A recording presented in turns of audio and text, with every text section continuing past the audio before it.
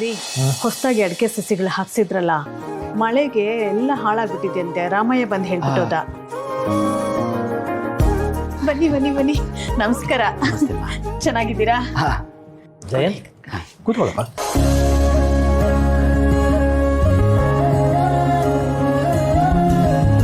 ಚಂದನ, ಒಂದು ಲೋಟ ಕಾಫಿ ತಗೊಂಬಮ್ಮ.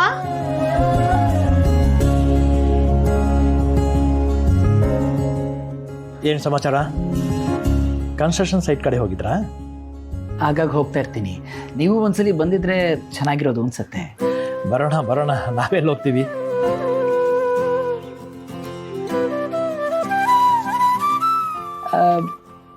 ವಿಶ್ವ ಅವರಲ್ಲಿ ಕಾಣಿಸ್ತಿಲ್ವಲ್ಲ?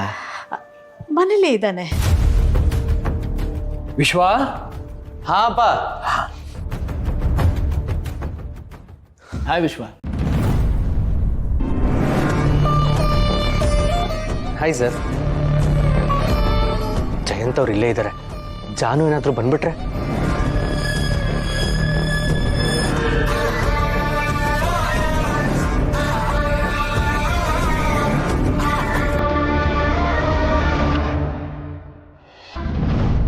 ಅಮ್ಮ, ಒಂದು ನಿಮಿಷ ಬಂದೆ.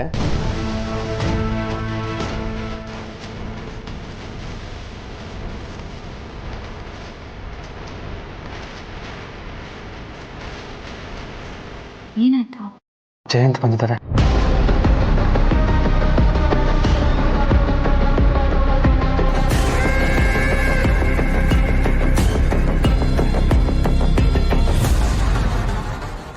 ವಿಶ್ವ, ನೀನೇ ಕಾಫಿ ತರಕ್ಕೆ ಹೋದೆ?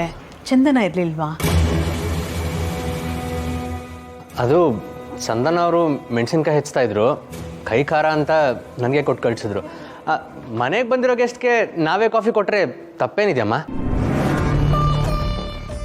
ಖಂಡಿತ ತಪ್ಪಿಲ್ಲ.